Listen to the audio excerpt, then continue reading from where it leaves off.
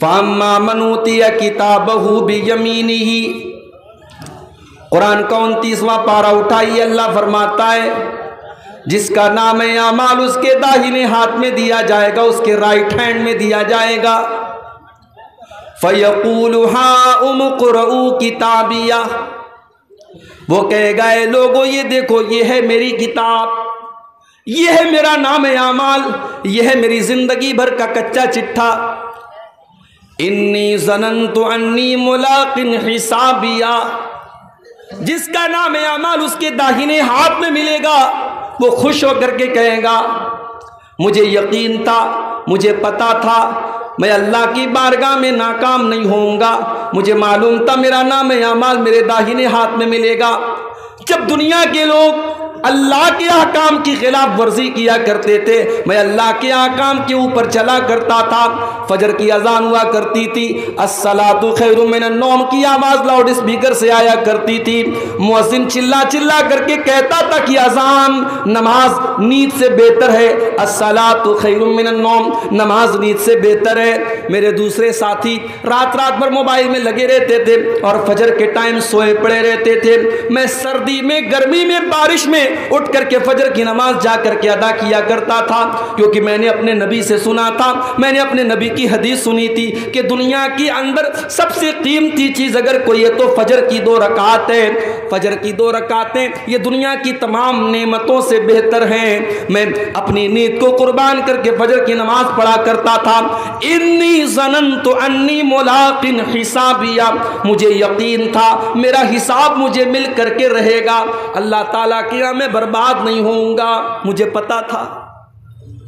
وہاں پہ عورتیں بھی آئیں گی، اللہ کی بارگاہ میں ایسی عورتیں بھی آئیں گی جنہوں نے سماج میں تانے سن لیے، ان کے ماں باپ نے بھی ان کو برا بھلا کہا، ان کے گھروں میں، ان کے خاندان میں ان کو برا بھلا کہا گیا، مگر وہ کبھی بغیر پردے کے باہر نہ نکلی، کبھی اپنے جسم کی نمائش نہیں کی۔ جب ساری دنیا بے حیائی اور بے پردگی میں پڑی ہوئی تھی، اس مسلمان لڑکی نے اپنے پردے سے، اپنی شرم و حیا سے کوئی کمپرومائز نہ کیا۔ وہ بھی کل اللہ کی بارگاہ میں کہے گی انی ظننت انی ملاق حسابیہ، اے اللہ مجھے پتا تھا، مجھے یقین تھا میری محنت کامیاب ہو جائے گی، مجھے پتا تھا۔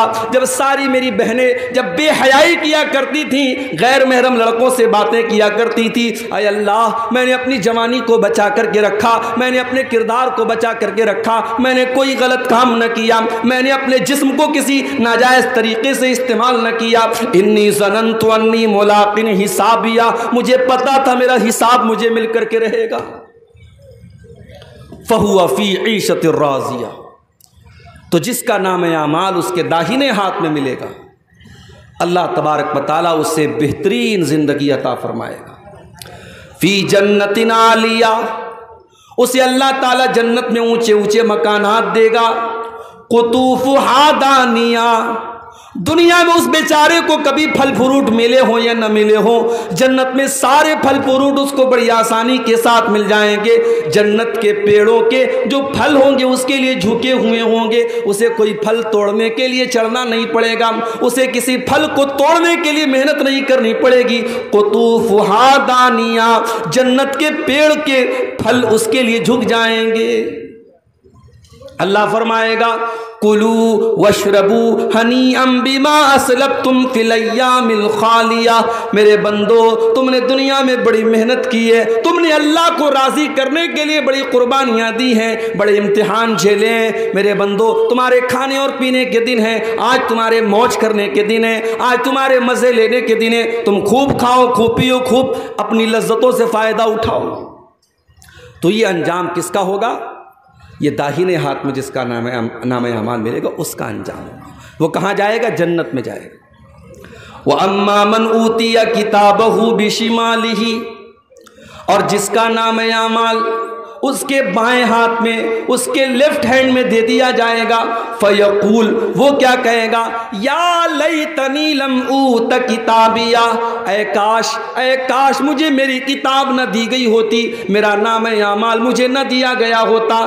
یا لیتہا کانت القاضیہ، اے کاش دنیا میں جو موت آئی تھی اسی موت پر میرا کام تمام ہو گیا ہوتا، آج کا یہ دن نہ دیکھنا پڑتا، یہ قیامت نہ ہوتی، یہ حساب و کتاب نہ ہوتا، کاش جب میں مر گیا تھا دنیا میں تبھی سارا کھیل ختم ہو گیا ہوتا، سارا کام ختم ہو گیا ہوتا۔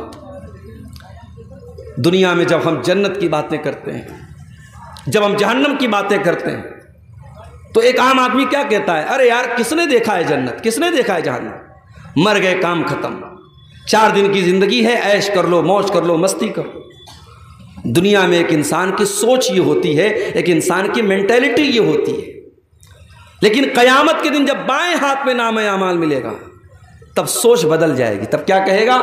یا لیتہا کانت القاضیہ، اے اللہ میں بہت بڑے دھوکے میں پڑا ہوا تھا، میں تو دنیا میں کہا کرتا تھا کہ جنت اور جہنم نام کی کوئی چیز نہیں ہے، قیامت نام کی کوئی چیز نہیں ہے، میں تو کہا کرتا تھا کہ مر گئے تو کام ختم ہو گیا، اے کاش میری وہ بات سچی ہوئی ہوتی، کاش دنیا میں جو موت آئی تھی اسی موت پر کھیل ختم ہو گیا ہوتا۔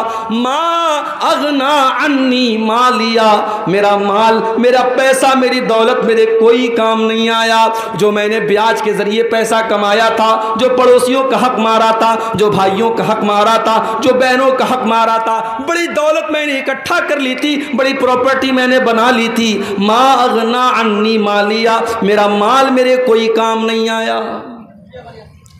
حلق عنی سلطانیہ، میری سلطنت، میرا پاور، میرا اقتدار، میری حکومت سب ختم ہو گئی، آج میری لال بتی والی گاڑی، میرے آگے منسٹر اور میرے آگے ایم ایل اے، میرے آگے جو ایم پی لکھا جاتا تھا، آج میرا کوئی عہدہ قائم نہیں رہا، میری منسٹری ختم ہو گئی، میری بادشاہت ختم ہو گئی، آج مجھے کوئی پوچھنے والا نہیں ہے۔ پھر اللہ فرمائے گا خذوہ فغلوہ ثم الجحیم صلوہ ثم فی سلسلۃ ذرعها 70 ذراعا فاصلوہ۔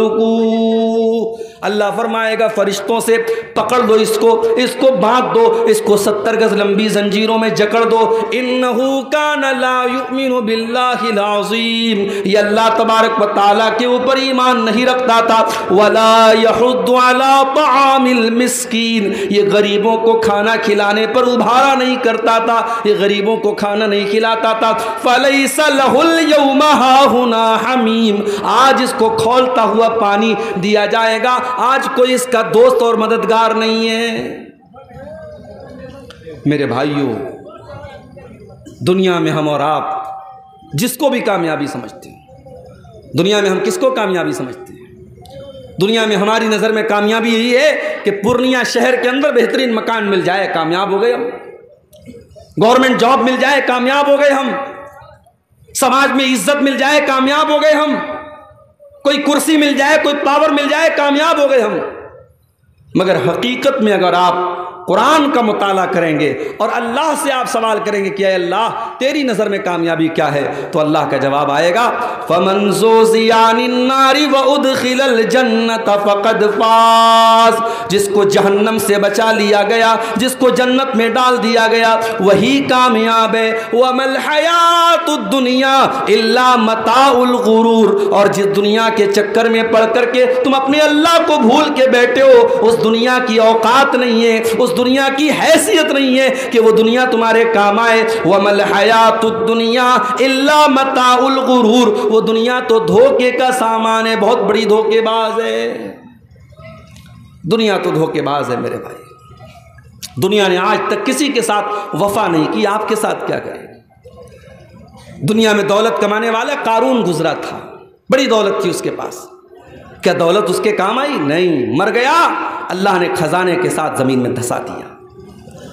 اگر حکومت اور پاور یہ انسان کے لیے کامیابی ہوتی تو فرعون بہت بڑا بادشاہ تھا، مگر فرعون پانی میں ڈوب کر کے مر گیا اور ساری حکومت اس کی دوسروں کے ہاتھ میں چلی گئی۔ اگر دنیا میں جسمانی طاقت اور اپنی باڈی اور اپنے جسم کے اوپر غرور کرنے والوں کو یہ لگتا ہے کہ میں بہت بڑا باڈی بلڈر ہوں، میں بڑا مضبوط جسم کا مالک ہوں اور 100 کلو میرا وزن ہے اور اس لیے میں کامیاب ہوں، تو سن لو، قوم عاد ایک قوم گزری تھی، قوم سمود ایک قوم گزری تھی، وہ بھی بڑے باڈی بلڈر تھے، وہ بھی بڑے طاقتور تھے، بڑے لمبے لمبے تھے، وہ پہاڑوں کو کاٹ کاٹ کر کے مکان بناتے تھے، اللہ نے زمین میں پٹک پٹک کے مار دیا، ایسی ہوا چلائی اللہ نے، ان کی لاشیں زمین پر بچھ گئیں، ان کے سر الگ ہو گئے، ان کے دھڑ الگ ہو گئے، اور کھجور کے سڑے ہوئے تنے کی طرح ان کی ڈیڈ باڈی زمین پر پڑی رہ گئی۔ میرے پیارے ساتھیوں، نہ جسم اور نہ مال، نہ دولت، نہ شہرت، یہ تمام چیزیں کامیابی کی ضمانت نہیں ہیں۔ کامیابی کیا ہے؟ جس کے بارے میں اللہ فیصلہ کر دے کہ اسے جہنم سے بچا لیا گیا اور اسے جنت میں داخل کر دیا گیا، کامیاب وہی انسان ہے میرے بھائی۔ اچھا، یہ جو جہنم ہے، یہ جہنم کیسی ہوگی؟ اس جہنم کے اندر جہنمیوں کو کیا سزائیں دی جائیں گی؟ یہ پورا ایک ٹاپک ہے، پورا ایک عنوان ہے، اس پر ہم تھوڑی سی روشنی آج ڈالیں گے کہ جہنم کیا ہے۔ اللہ تبارک و تعالیٰ قرآن کریم کے 30ویں پارے میں فرماتا ہے، ان جہنم کانت مرصادا للطاغین مآبا لابثین فیہا احقابا۔ جہنم گھات لگا کر کے بیٹھی ہے، جہنم تمہارا انتظار کر رہی ہے، جہنم تمہاری پرتیکشا کر رہی ہے، جہنم اس انتظار میں ہے کہ جہنم اس کے اندر داخل ہو جائیں۔ لیکن کس کا انتظار کر رہی ہے؟ للطاغین مآبا، جہنم اللہ کے نافرمانوں کا، اللہ کے مجرموں کا، اللہ کے قانون کو توڑنے والوں کا، اللہ کو ناراض کرنے والوں کا انتظار کر رہی ہے۔ اور جہنم میں جو چلا گیا وہ یہ نہیں کہ بس گیا اور نکل جائے گا، نہیں، لابثین فیہا احقابا، بڑے لمبے ٹائم تک، بڑے لمبے پیریڈ تک جہنم میں رہے گا۔ اگر ایمان والا ہے، اگر مومن ہے، اپنے گناہوں کی سزا جھیلنے کے بعد نکلے گا، کب نکلے گا یہ اللہ ہی جانتا ہے، اور اگر کافر ہے، اگر مشرک ہے، اگر منافق ہے، وہ تو ہمیشہ ہمیشہ جہنم کے اندر رہے گا۔ لابثین فیہا احقابا، جہنمی جہنم کے اندر بہت لمبے پیریڈ تک رہیں گے۔ دنیا میں گرمی لگی، ہم نے پنکھا لگا لیا، اور دولت آ گئی، ہم نے کولر لگا لیا، اور پیسے آ گئے، ہم نے اے سی لگوا لیا، لائٹ ہمارے گاؤں میں کٹ گئی، ہم نے انورٹر لگا لیا، ہم نے جنریٹر لگا لیا۔ لیکن میرے پیارے ساتھیوں، جہنم میں آپ کو گرمی لگے گی، وہاں کوئی پنکھا نہ چلے گا، جہنم میں پیاس لگے گی، وہاں کوئی ٹھنڈا پانی نہ ملے گا۔ لا یذوقون فیہا بردا ولا سلا ولا شرابا، جہنم کے اندر نہ تو ان کو پانی دیا جائے گا، نہ ان کو ٹھنڈک دی جائے گی، جہنم میں صرف گرمی ہی گرمی ہوگی۔ اور کھانے کو کیا ملے گا؟ الا حمیما وغساقا، ان کو کھولتا ہوا گرم پانی اور پیپ اور مواد پلایا جائے گا۔ الا حمیما وغساقا جزاء وفاقا، یہ اللہ کے نافرمانوں کا پورا پورا بدلہ ہے جو جہنم میں دیا جائے گا۔ آپ لوگ جلسہ کرتے ہیں تو جلسے کا ایک آج کل فیشن چلا ہے، گیٹ بنواتے ہیں۔ ابھی سیمانچل میں تو غنیمت ہے، مالدہ وغیرہ میں، بنگال میں، ہمارے بنگالی وقتہ لوگ جاتے رہتے ہیں، میں تو کم جاتا ہوں بنگال میں، وہاں دیکھتا ہوں بالکل روڈ پر ایک بہت بڑا گیٹ لگتا ہے، اور گیٹ پر اگر عبدالغفار صاحب کی تقریر ہے تو خوب بڑا سا فوٹو لگتا ہے۔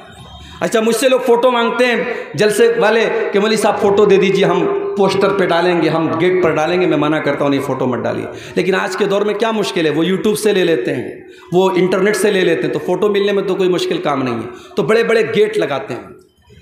یہ گیٹ کیوں لگتا ہے بھائی؟ میاں بازار میں پروگرام ہے، باہر مین روڈ پر ہم نے گیٹ لگایا، اس بات کا سنکیت ہے، اس بات کی علامت ہے کہ ہاں یہاں پہ جلسہ ہو رہا ہے۔ جہنم کے اندر بھی گیٹ ہوگا۔ کتنا گیٹ ہوگا؟ آپ کے جلسے میں ایک گیٹ ہوتا ہے، 2 گیٹ ہوتا ہے، ایک لیڈیز کا گیٹ ہوتا ہے، جہنم کے اندر 7 گیٹ ہوں گے۔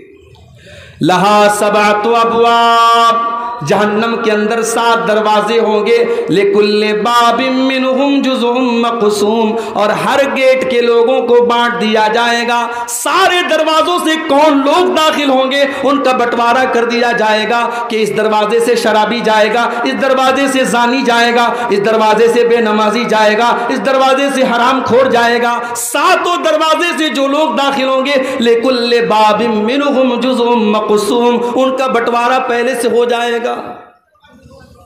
اچھا، جہنم میں جب جہنمی جائیں گے تو ایسا نہیں سنگل سنگل نہیں جائیں گے، وہ گروپ کی شکل میں جائیں گے، پورا گروپ ہوگا۔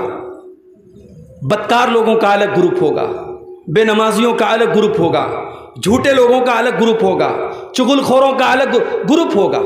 وَسِيقَ الَّذِينَ كَفَرُوا إِلَى جَهَنَّمَ زُمَرًا، جہنمیوں کو جہنم میں گروپ کی شکل میں لے کے جایا جائے گا، ان کو ہانک کے لے کے جایا جائے گا، جیسے جانوروں کو، جیسے بکری بکرا کو، جیسے گائے بھینس کو ہانک کے لے کے جایا جاتا ہے۔ جہنمیوں کو کوئی سمان کے ساتھ، کوئی رسپیکٹ کے ساتھ، کوئی عزت کے ساتھ لے کے نہیں جایا جائے گا، ان کو ہانک کر کے لے کے جایا جائے گا۔ وَسِيقَ الَّذِينَ كَفَرُوا إِلَى جَهَنَّمَ زُمَرًا حَتَّى إِذَا جَاءُوهَا فُتِحَتْ أَبْوَابُهَا وَقَالَ لَهُمْ خَزَنَتُهَا أَلَمْ يَأْتِكُمْ رُسُلٌ مِّنْكُمْ يَتْلُونَ عَلَيْكُمْ آيَاتِي، جب جہنمی جہنم کے دروازے پر پہنچیں گے تو فرشتے وہاں جہنم کے گیٹ پہ کھڑے رہیں گے، جہنمیوں کے سے فرشتے سوال کریں گے کہ چلو جہنم میں آ جاؤ۔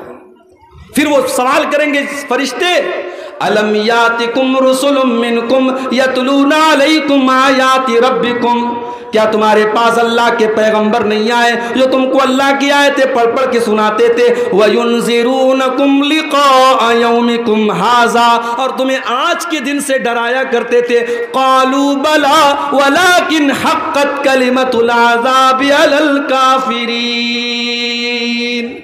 لیکن جہنمی کہیں گے کہ نہیں، آئے تھے ہمارے پاس، اللہ کے پیغمبر بھی آئے تھے، اللہ کے رسول بھی آئے تھے، مگر ہم بڑے بد نصیب تھے، ہم نے ان نبیوں کی بات نہیں مانی، ہم نے ان پیغمبروں کی بات نہیں مانی، اور ہم جہنم میں جانے والا عمل کرتے رہے، اس لیے آج ہم جہنم میں آئے۔ اچھا، جہنمی جب جہنم میں جائیں گے تو پیر سے نہیں جائیں گے، چہرے کے بل گھسیٹ کر کے جائیں گے۔ یحشرون علی وجوہہم فی جہنم، وہ جہنم میں اپنے چہروں کے بل گھسیٹ کر کے لے کے جائیں گے۔ جہنمی چہرے کے بل گھسیٹ کے جہنم میں جائیں گے میرے بھائی۔ اچھا، جب جہنم میں پہنچ گئے، اب جہنم میں بھی الگ الگ درجے ہوں گے۔ جہنم بہت گہری ہے، جو جتنا زیادہ گنہگار ہے وہ اتنا اندر ہوگا، جتنا زیادہ، اسی لیے اللہ نے منافقوں کے بارے میں کہا ان المنافقین فی الدرک الاسفل من النار، جو منافق لوگ ہوں گے جو ایمان کا چولا پہن کر کے ایمان والوں کو دھوکہ دیں گے، وہ جہنم کے سب سے نچلے درجے میں ہوں گے۔ تو جہنم کے بہت سارے درجے ہوں گے۔ اچھا، جہنم کتنی گہری ہوگی؟ ایک مرتبہ اللہ کے پیارے نبی صحابہ کے ساتھ بیٹھے تھے، اچانک ایک زوردار آواز آئی۔ آپ نے صحابہ سے پوچھا کہ اے صحابہ، کیا تم جانتے ہو یہ آواز کہاں سے آئی؟ صحابہ نے کہا ہمیں نہیں معلوم، اللہ اور اس کے رسول زیادہ جانتے ہیں۔ آپ نے فرمایا ھذا حجر رمی بہ فی النار منذ 70 خریفا، اے میرے صحابہ، یہ ایک پتھر کے گرنے کی آواز تھی جو 70 سال پہلے جہنم میں گرایا گیا تھا۔ فہو یہوی الآن فہو ینتہی الی قاریہ، 70 سال کے بعد آج وہ پتھر جہنم کی تہ تک پہنچا ہے، جہنم کی گہرائی تک پہنچا ہے۔ جہنم اتنی گہری ہے کہ پتھر کو جہنم کی تہ تک پہنچنے میں 70 سال لگ جاتے ہیں۔ اللہ اکبر۔ دنیا میں آگ لگتی ہے، کیسے لگتی ہے؟ کسی دکان میں آگ لگی، شارٹ سرکٹ سے لگ گئی، کسی گودام میں آگ لگ گئی، پیٹرول سے لگ گئی، ڈیزل سے لگ گئی۔ اس لیے پیٹرول پمپ پر آپ دیکھتے ہیں وہاں لکھا رہتا ہے smoking is not allowed. Petrol pump پر آپ سگریٹ نہیں پی سکتے۔ اسلام کی نظر میں تو سگریٹ کہیں بھی نہیں پی سکتے، لیکن پیٹرول پمپ پر یہ کیوں لکھا رہتا ہے؟ کیونکہ سگریٹ کی ایک چنگاری پورے پیٹرول پمپ کو جلا کے راکھ کر سکتی ہے، کیونکہ پیٹرول خطرناک چیز ہے، اس سے آگ پھیلتی ہے۔ سوال یہ پیدا ہوتا ہے جہنم کی جو آگ ہوگی اس آگ کا ایندھن کیا ہوگا؟ کیا وہ پیٹرول سے جلے گی؟ کیا وہ ڈیزل سے جلے گی؟ کیا وہ کوئلے سے جلے گی؟ کیا وہ لکڑی سے جلے گی؟ قرآن کریم جواب دیتا ہے یا ایھا الذین آمنوا قوا انفسکم واہلیکم نارا وقودھا الناس والحجارہ، اے ایمان والو اپنے آپ کو اور اپنے بال بچوں کو، اپنے پریوار کو جہنم کی آگ سے بچاؤ جس کا ایندھن انسان اور پتھر ہوں گے، جو انسانوں سے جلے گی، جو پتھروں سے جلے گی، علیہا ملائکۃ غلاظ شداد، اور جہنم کے جو داروغہ ہوں گے، جہنم کے جو چوکیدار ہوں گے وہ انسان نہیں ہوں گے جو رشوت لے لیں، وہ تو فرشتے ہوں گے، اور فرشتے کسی کے ساتھ کوئی رعایت نہیں کریں گے، فرشتے کسی کے ساتھ کوئی سمجھوتا نہیں کریں گے۔ دنیا میں کیا ہوتا ہے؟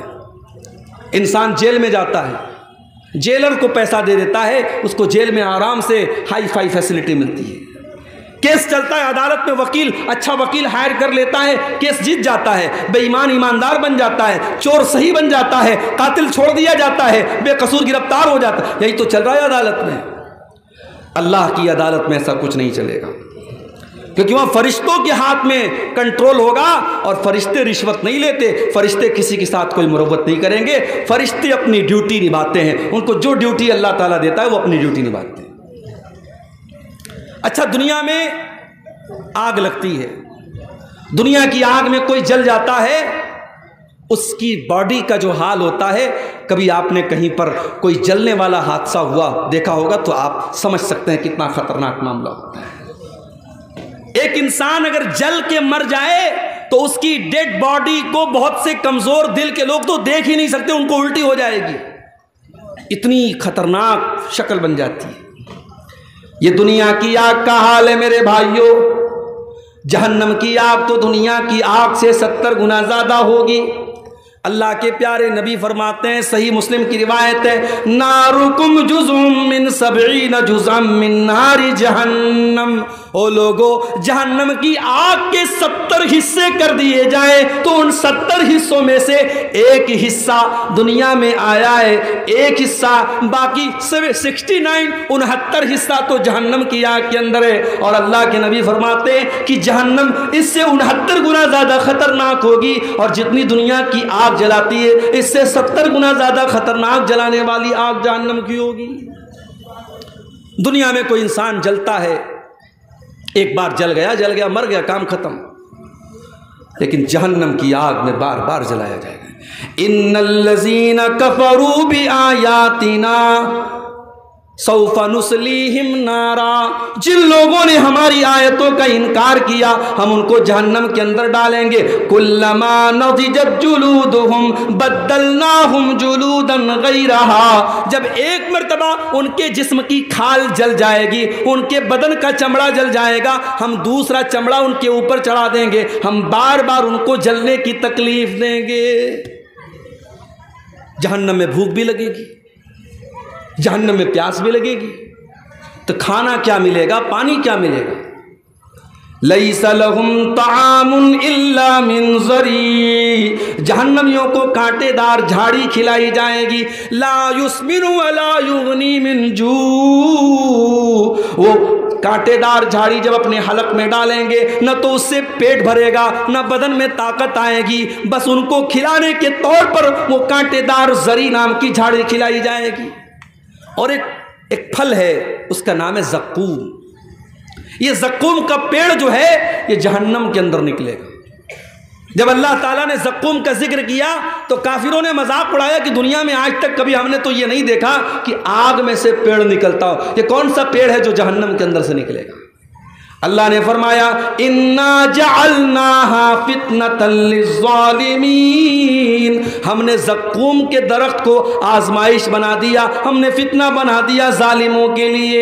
انہا شجرۃ تخرج فی اصل الجحیم، یہ زقوم کا درخت جہنم کی جڑ میں نکلے گا، طلعها کأنہ رؤوس الشیاطین، اور اس کا جو پھل ہوگا اتنا خطرناک دیکھنے میں ہوگا جیسے شیطان کا سر ہے، شیطان کے سر کی طرح دیکھنے میں خطرناک ہوگا، اور وہ زقوم کا درخت جہنمیوں کو کھلایا جائے گا۔ وہ اتنا کڑوا کسیلا ہوگا کہ ان کے پیٹ میں جا کر کے بدہضمی کرے گا. فَمَالِئُونَ مِنْهَا الْبُطُونَ جہنمی اسی زقوم کو کھا کر کے اپنا پیٹ بھریں گے. ثُمَّ إِنَّ لَهُمْ عَلَيْهَا لَشَوْبًا مِّنْ حَمِيمٍ پھر ان کو کھولتا ہوا پانی بھی دیا جائے گا. ایک تو زقوم اپنے آپ میں خود ہی کڑوا ہوگا اور اس کے اوپر سے کھولتا ہوا پانی ان کو پلایا جائے گا. یہ تکلیف، یہ ٹارچر، یہ اذیت جہنمیوں کو دی جائے گی. میرے پیارے ساتھی، دنیا میں ہم گرمی میں کاٹن کے کپڑے پہنتے ہیں اور سوتی چادر بچھا کے ہم سوتے ہیں. سردی کا موسم آتا ہے ہم کمبل اوڑھ لیتے ہیں، ہم اون کا کپڑا پہنتے ہیں. جہنمیوں کو کون سا کپڑا پہنایا جائے گا؟ فَالَّذِينَ كَفَرُوا قُطِّعَتْ لَهُمْ ثِيَابٌ مِّن نَّارٍ جہنمیوں کے لیے آگ کے کپڑے کاٹے جائیں گے، وہ آگ کا کپڑا پہنیں گے. فَالَّذِينَ كَفَرُوا قُطِّعَتْ لَهُم مِّن ثِيَابٍ يُصَبُّ مِّن فَوْقِ رُؤُوسِهِمُ الْحَمِيمُ ان کے سروں کے اوپر سے کھولتا ہوا پانی ڈالا جائے گا.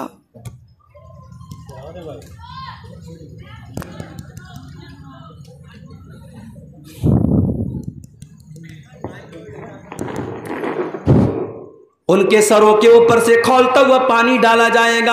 یُسْحَرُ بِهِ مَا فِي بُطُونِهِمْ وَالْجُلُودِ جب کھولتا ہوا پانی ان کے سر پہ ڈالا جائے گا ان کی اندر کی اتڑیاں بھی اس سے جل جائیں گی، ان کی چمڑیاں بھی جل جائیں گی. یہ جہنم کا عذاب ہوگا میرے بھائی. اور جانتے ہو دنیا میں کہیں زخم ہو جاتا ہے نا تو زخم کے اندر پیپ بھر جاتا ہے، پیلا پیلا پیپ. ہمارے یا اس کو مواد بولتے، پتہ نہیں آپ کے بنگلہ میں کیا بولتے ہیں. پیپ اور مواد اس کو کہا جاتا ہے. جہنمیوں کو وہ پیپ اور مواد پلایا جائے گا. یسقا من ماء صدید جہنمیوں کو وہ پیپ اور مواد پلایا جائے گا. یتجرعہ ولا یکاد یسیغہ وہ اتنا خطرناک ہوگا، وہ اتنا گندا ہوگا، وہ اتنا گھناؤنا ہوگا کہ جہنمی بیچارہ پیاس سے پریشان ہوگا، لیکن وہ اس پیپ اور مواد کو بڑی مشکل سے اپنی حلق کے نیچے اتارے گا. وَيَأْتِيهِ الْمَوْتُ مِنْ كُلِّ مَكَانٍ وَمَا هُوَ بِمَيِّتٍ وہ بیچارہ ہر طرف سے موت اس کے پاس آئے گی مگر پھر بھی وہ مرے گا نہیں. جہنمیوں کو موت نہیں آئے گی، جہنمیوں کو موت نہیں آئے گی. کیوں؟ کیونکہ جب جنتی جنت میں چلے جائیں گے اور جہنمی جہنم میں چلے جائیں گے تو اللہ تبارک و تعالیٰ موت کو ایک دمبے کی شکل میں، ایک میڑھا کی شکل میں لائے گا اور موت کے گلے پر چھری چلا دی جائے گی. موت کو ذبح کر دیا جائے گا، موت کو قربان کر دیا جائے گا اور اعلان کر دیا جائے گا اے جنتیوں اب ہمیشہ جنت میں رہنا ہے، اور اے جہنمیوں ہمیشہ جہنم میں رہنا ہے. اب موت آنے والی نہیں ہے، موت کا معاملہ ختم ہو گیا. جہنمی بیچارے پریشان ہو کر کے جہنم کے داروغہ سے ریکویسٹ کریں گے. وَنَادَا أَصْحَابُ النَّارِ أَصْحَابَ الْجَنَّةِ وَنَادَوْا يَا مَالِكُ لِيَقْضِيَ عَلَيْنَا رَبُّكَ قَالَ إِنَّكُمْ مَاكِثُونَ جہنمی کہیں گے اے جہنم کے داروغہ، اے مالک. جہنم کے داروغہ کا نام کیا ہوگا؟ مالک. جنت کے داروغہ کا نام رضوان اور جہنم کے داروغہ کا نام مالک. تو کہیں گے اے مالک، اے جہنم کے داروغہ اپنے رب سے کہہ دو ہمیں ایک بار مار دے، ہمیں ایک بار موت دے دے. یہ تل تل نہ مارے، یہ بار بار نہ مارے، یہ قسطوں میں نہ مارے، ایک بار ہمیں مار کے کام ختم کر دے. جہنم کا داروغہ کہے گا قال انکم ماکثون اے جہنمیوں تمہیں ہمیشہ ہمیشہ اسی جہنم میں رہنا ہے، تمہیں موت آنے والی نہیں ہے. اللہ اکبر. کتنے پتھر دل ہو گئے ہم لوگ. اس جہنم کے بارے میں ہم سنتے ہیں، پڑھتے ہیں، ہم دعا بھی کرتے ہیں اللہ سے ربنا آتنا فی الدنیا حسنہ وفی الآخرۃ حسنہ وقنا عذاب النار. اے اللہ جہنم کے عذاب سے بچا لے. ہم دعا بھی کرتے ہیں مگر اس جہنم سے بچنے کی کوشش نہیں کرتے. کتنے کام ہم ایسے کرتے جو جہنم میں لے کے جانے والے ہیں، اور ابھی میں بیان کروں گا وہ کون سے کام ہیں. چند اہم کام بیان کروں گا جو جہنم میں لے کے جاتے ہیں. میرے بھائیوں ہم جہنم کے بارے میں سنتے ہیں، بیانات سنتے ہیں، تقریریں سنتے ہیں، جمعہ کے خطبے میں ہم اللہ کے پیارے نبی کی حدیثیں سنتے ہیں، مگر ہمارا دل کانپتا نہیں ہے، ہمارے رونگٹے کھڑے نہیں ہوتے ہیں، ہمارے دلوں میں ڈر پیدا نہیں ہوتا ہے. کیوں؟ ثم قست قلوبکم من بعد ذالک فہی کالحجارۃ او اشد قسوا۔ اللہ نے قرآن میں فرمایا تمہارے دل تو اتنے کٹھور ہو گئے، تمہارے دل تو اتنے سخت ہو گئے کہ پتھروں سے بھی زیادہ کٹھور تمہارے دل ہو گئے۔ پتھر کے اوپر بھی پانی بار بار پڑتا ہے تو پتھر کے اندر بھی سوراخ ہو جاتا ہے، پتھر سے بھی پانی رسنے لگتا ہے۔ اے انسانوں، اللہ کی نافرمانی کرتے کرتے تمہارے دل اتنے کٹھور ہو گئے کہ پتھروں سے بھی زیادہ سخت ہو گئے تمہارے دل۔ آج حقیقت میں میرے بھائیوں ہمارے دل پتھروں سے بھی زیادہ سخت ہو گئے، ورنہ صحابہ کرام تو جہنم کی بات سن کے رونے لگتے تھے۔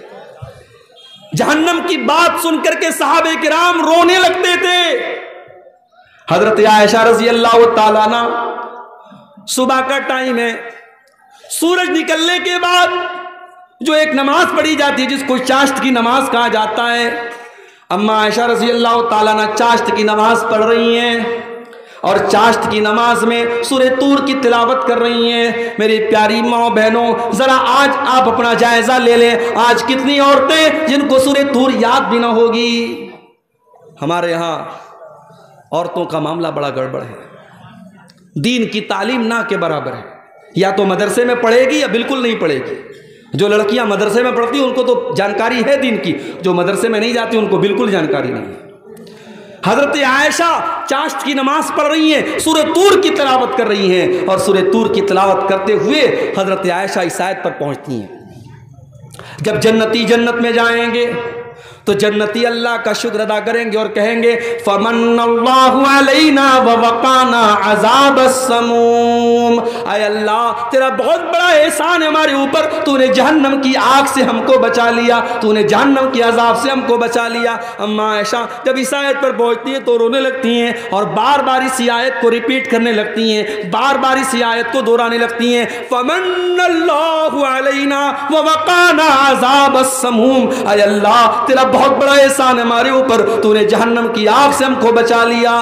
حضرت عائشہ کے ایک بھانجے تھے، ان کا نام عروہ تھا، وہ اپنی خالہ سے ملنے آئے، دیکھا خالہ نماز پڑھ رہی ہیں اور بار بار اسی آیت کو دہرا رہی ہیں۔ انہوں نے سوچا میں چلا جاتا ہوں، بعد میں آ جاؤں گا۔ کہتے میں مارکیٹ میں گیا، میں نے سودا خریدا، میں نے سامان خریدا، ایک دو گھنٹے کے بعد اپنا سامان خریدنے کے بعد، اپنا کام کرنے کے بعد جب میں دوبارہ اپنی خالہ کے گھر گیا، میں نے دیکھا وہی حالت ہے، خالہ نماز میں کھڑی ہیں، آنکھوں سے آنسو بہ رہے ہیں اور خالہ بار بار اسی آیت کو دہرا رہی ہیں، فمن اللہ علینا ووقانا عذاب السموم۔ جنتی کہیں گے اے اللہ تیرا بہت بڑا احسان ہمارے اوپر ہے، تو نے جہنم کی آگ سے ہم کو بچا لیا۔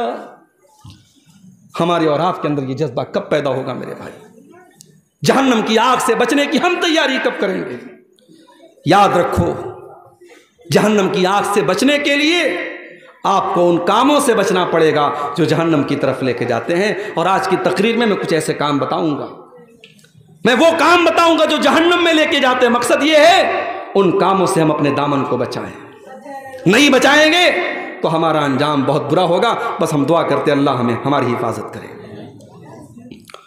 اگر ہم ان کاموں کی بات کریں جو جہنم میں لے کر کے جاتے ہیں، اس میں نمبر 1 پر اگر کوئی کام ہے، سب سے پہلا اگر کوئی کام ہے جو جہنم میں لے کر کے جانے والا ہے، اسے ہم شرک کہتے ہیں۔ اللہ کی عبادت میں کسی کو شریک کرنا، کسی کو سنگی بنانا، کسی کو شریک کرنا، کسی کو پارٹنر بنانا۔ جو کام اللہ کے لیے کیا جاتا ہے وہ کام کسی اور کے لیے کرنا۔ نماز اللہ کے لیے پڑھی جاتی ہے، رکوع اللہ کے لیے ہوتا ہے، سجدہ اللہ کے لیے ہوتا ہے، قسم اللہ کے نام کی کھائی جاتی ہے، جانور اللہ کے نام کا ذبح ہوتا ہے، سر اللہ کے آگے جھکایا جاتا ہے، ہاتھ اللہ کے آگے پھیلایا جاتا ہے۔ یہ سارے کام اگر کسی اور کے ساتھ کیے جاتے ہیں، چاہے وہ کوئی نبی کیوں نہ ہو، چاہے وہ کوئی ولی کیوں نہ ہو، چاہے وہ کوئی جانور کیوں نہ ہو، چاہے وہ کوئی پیڑ کیوں نہ ہو، اللہ کا مقام کسی اور کو دینا یہی شرک ہے میرے پیارے ساتھیوں۔ اور قرآن کہتا ہے انہ من یشرک باللہ فقد حرم اللہ علیہ الجنہ ومأواہ النار وما للظالمین من انصار۔ جو اللہ کے ساتھ شرک کرے گا اس کی ہم مغفرت نہیں کریں گے، اس کا ٹھکانہ جہنم ہوگا، اس کے لیے جنت حرام ہے اور وہ ہمیشہ ہمیشہ جہنم میں رہے گا۔ مشرک کو اللہ تعالیٰ جہنم سے نہیں بچائے گا میرے بھائی۔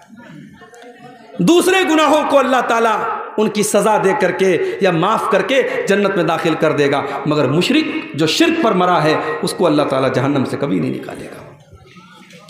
پورے قرآن میں اللہ نے کسی اور گناہ کے بارے میں اتنی سخت بات نہیں کی جتنی اللہ نے شرک کے بارے میں بات کہی. ان اللہ لا یغفر ان یشرک بہ ویغفر ما دون ذلک لمن یشاء. اللہ تعالیٰ شرک کو معاف نہیں کرے گا. معاف کرنا تو بڑی دور کی بات ہے. اگر کوئی مشرک ہے, اگر کوئی شرک کی حالت میں مر گیا ہے, اس مشرک کے لیے ہم مغفرت کی دعا بھی نہیں کر سکتے ہیں. ہمارا اپنا باپ ہی کیوں نہ ہو, ہمارا اپنا بیٹا ہی کیوں نہ ہو. اللہ نے فرمایا ما کان للنبی ان یستغفروا للمشرکین ما کان للنبی والذین آمنوا ان یستغفروا للمشرکین ولو کانوا اولی قربا. اے ایمان والو اور اے میرے نبی, کان کھول کر کے سن لو, کسی مشرک کے لیے تم مغفرت کی دعا بھی نہیں کر سکتے, تمہارا کوئی اپنا رشتہ دار ہی کیوں نہ ہو. تو یہ پہلا گناہ ہے شرک, جو ہمیں جہنم کی آگ کی طرف لے کے جائے گا. اور آج بڑے افسوس کے ساتھ کہنا پڑتا ہے, ہمارے کتنے مسلمان بھائی ہیں جن کو پٹی پڑھا دی گئی, ساری زندگی وہ شرک کر رہے ہیں اور نام مسلمان والا ہے, ٹوپی مسلمان والی ہے, گوشت برابر کھا رہے ہیں اور سمجھ رہے صاحب ہم بہت پکے مسلمان ہیں, جبکہ وہ قدم قدم پہ شرک کر رہے ہیں. میرے پیارے ساتھیوں, اتنا خطرناک گناہ ہے یہ شرک, اتنا خطرناک گناہ ہے یہ شرک کہ اگر انسان شرک کر کے اللہ تعالیٰ کیا گیا ہے, وہ نماز لاکھوں پڑھ کے گیا ہو, وہ روزہ لاکھوں رکھ کے گیا ہو, اس نے سینکڑوں حج اور عمرے کر لیے ہو, اللہ فرماتا ہے اپنے نبی سے قرآن میں کہ اے نبی آپ بھی سن لیجئے, اے نبی لئن اشرکت لیحبطن عملک ولتکونن من الخاسرین. اے نبی اگر آپ نے بھی شرک کر دیا تو آپ کی بھی ساری نیکیاں برباد ہو جائیں گی, آپ کی ساری عبادتیں برباد ہو جائیں گی. سورہ انعام میں اللہ تعالیٰ نے 18 نبیوں کا ذکر کیا, اور 18 نبیوں کا ذکر کرنے کے بعد اللہ نے فرمایا وَلَوْ أَشْرَكُوا لَحَبِطَ عَنْهُمْ مَا كَانُوا يَعْمَلُونَ. اگر ہمارے نبیوں نے بھی, ہمارے پیغمبروں نے بھی شرک کیا ہوتا, ان کی ساری نیکیاں برباد ہو گئی ہوتی. تو یہ پہلا عمل ہے میرے پیارے ساتھیوں جو جہنم میں لے کر کے جانے والا ہے. السلام علیکم. ہوٹل کا ٹوکن 100 کے بجائے 80 ہو گیا ہے اور کھانا بچا ہوا ہے. جن حضرت کو کھانے کی ضرورت ہے وہ جا کے کھا سکتے ہیں.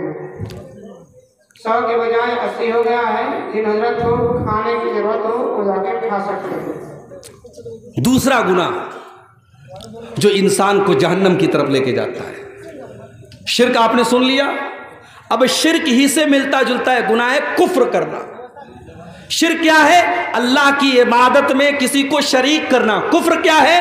اللہ کو نہ ماننا یا رسول کو نہ ماننا, یا جن باتوں پر ایمان لانا ضروری ہے ان میں سے کسی بات کا انکار کرنا. مثال کے طور پر آدمی اللہ کو مانتا ہے, رسول کو نہیں مانتا, یا رسول کو مانتا اللہ کی کتابوں کو نہیں مانتا, یا اللہ کی کتابوں کو مانتا ہے اللہ کے فرشتوں کو نہیں مانتا, یا فرشتوں کو مانتا ہے تقدیر کو نہیں مانتا, تقدیر کو مانتا ہے قیامت کو نہیں مانتا. جتنی چیزوں پر ایمان لانا ضروری ہے, انیوار ہے, کمپلسری ہے, ان چیزوں میں سے کسی چیز کا انکار کرنے والا کافر ہے, اور کافر بھی جنت میں نہیں جائے گا, جہنم میں جائے گا.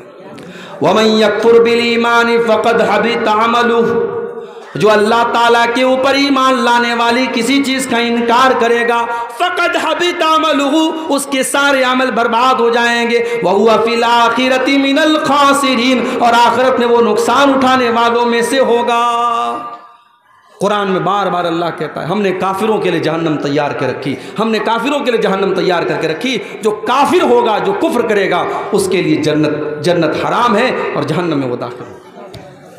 اور آگے بڑھیے, جہنم میں لے کر کے جانے والی ایک اور چیز ہے اللہ کا مذاق اڑانا, اللہ کے رسول کا مذاق اڑانا, فرشتوں کا مذاق اڑانا, قرآن کا مذاق اڑانا, شریعت کا مذاق اڑانا. اگر آپ نے شریعت کی کسی چیز کا مذاق اڑایا تو یہ چیز بھی آپ کو اللہ کی جنت سے دور کر دے گی. اللہ نے قرآن میں فرمایا قُلْ أَبِاللَّهِ وَآيَاتِهِ وَرَسُولِهِ كُنْتُمْ تَسْتَهْزِئُونَ. اے نبی آپ کہہ دیجئے منافقوں سے, کافروں سے, کیا تم اللہ کا مذاق اڑاتے ہو؟ کیا تم اللہ کی آیتوں کا مذاق اڑاتے ہو؟ کیا تم اللہ کے رسول کا مذاق اڑاتے ہو، لا تعتذروا قد کفرتم بعد ایمانکم، اے کافرو تم جتنا بھی بہانہ کر لو، اے منافقو تم جتنا بھی بہانہ کر لو، جب تم نے اللہ کا مذاق اڑا لیا، جب تم نے رسول کا مذاق اڑا لیا، جب تم نے اللہ کے فرشتوں کا مذاق اڑا لیا تو تم کافر ہو گئے، تم برباد ہو گئے۔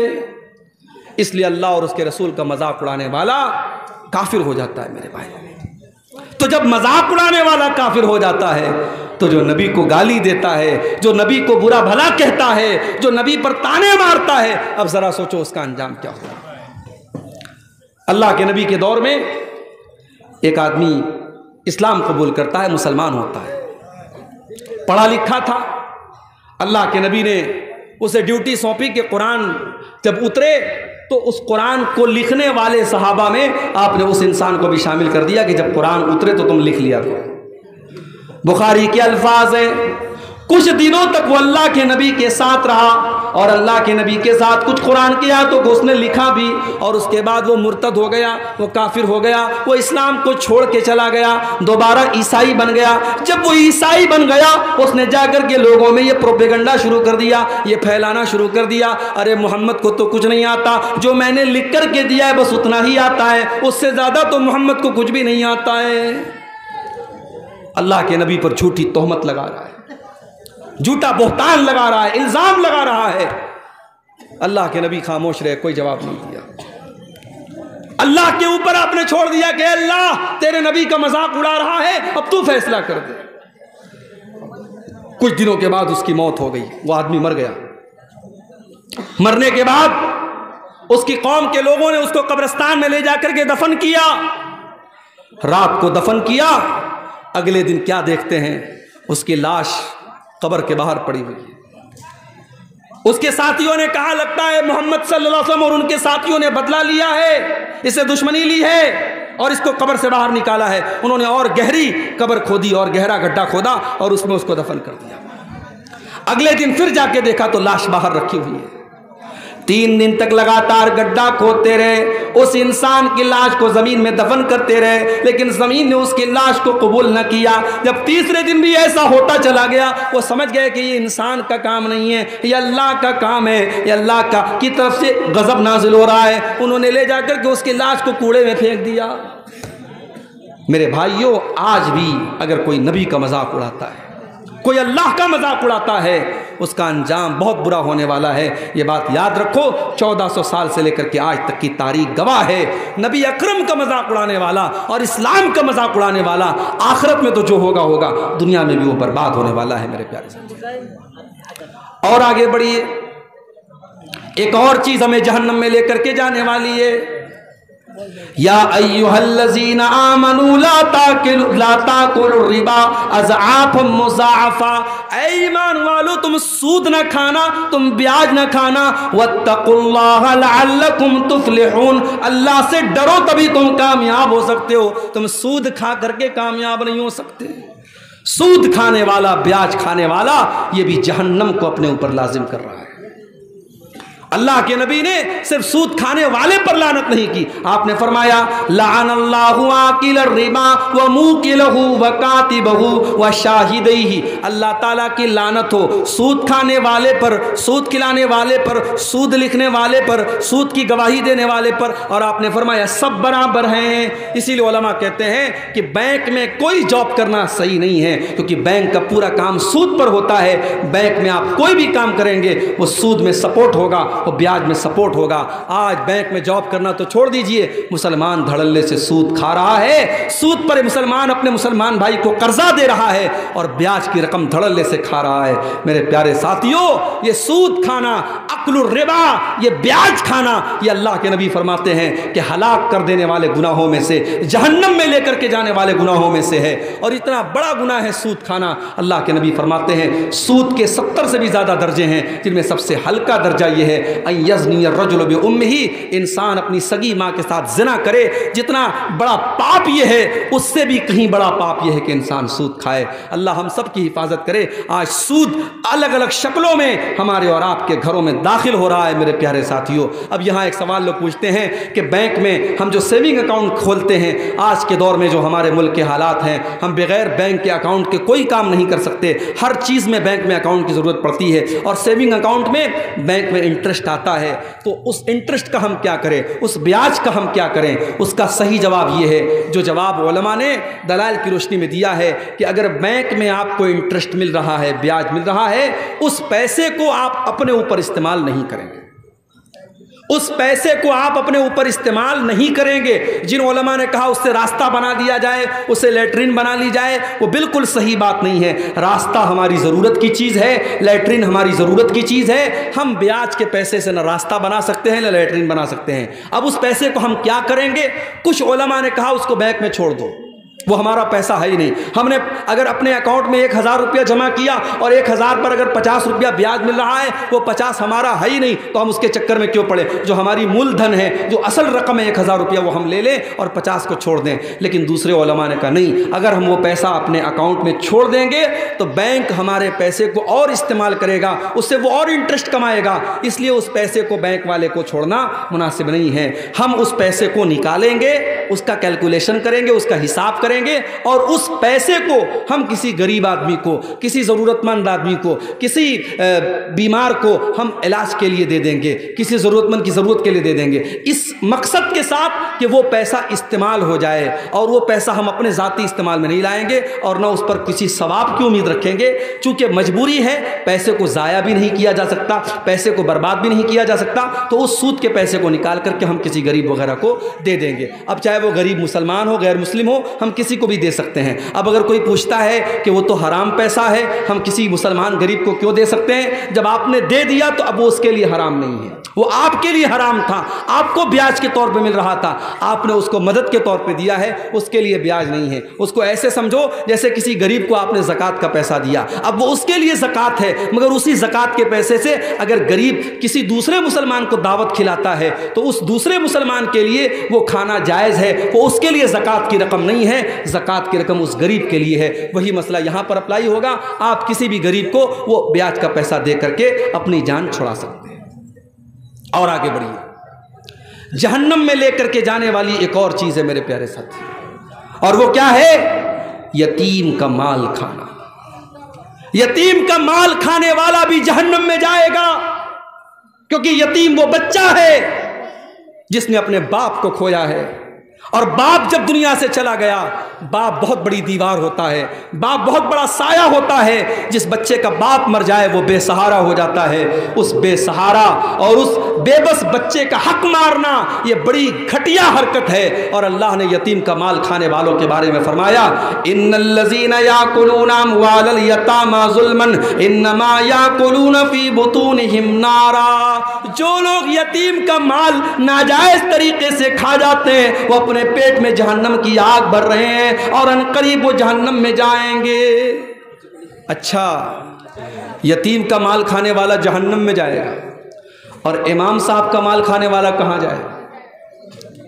5 ٹائم کی نماز پڑھانے والا مولوی جو دنیا کی سب سے خطرناک ڈیوٹی نبھا رہا ہے، دنیا میں سارا محلہ سارا گاؤں سویا رہے، مسجد کا امام اگر کسی دن سویا رہ جائے اور فجر میں ٹائم سے نہ پہنچ پائے تو پورا محلہ گریبان پکڑ کے حساب لیتا، مولوی صاحب فجر میں آپ نہیں اٹھے، فجر میں آپ نہیں اٹھے، اور اس کو تنخواہ کتنی دیتے ہو؟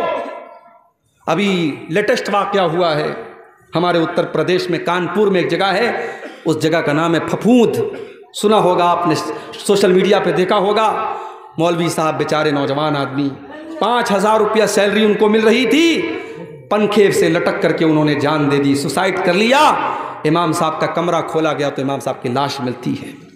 یہ قوم صرف یتیموں کا مال نہیں کھا رہی ہے، یہ قوم اپنے اماموں اور اپنے مسجدوں کے اماموں اور حافظوں کا بھی خون چوس رہی ہے۔ میرے پیارے ساتھیوں، اس قوم کے پاس شادی میں اڑانے کے لیے لاکھوں ہیں، حرام راستوں پہ خرچ کرنے کے لیے کروڑوں ہیں، اور مسجدوں میں ڈھنگ کے امام رکھنے کے لیے اس کے پاس تنخواہ کے پیسے نہیں ہیں۔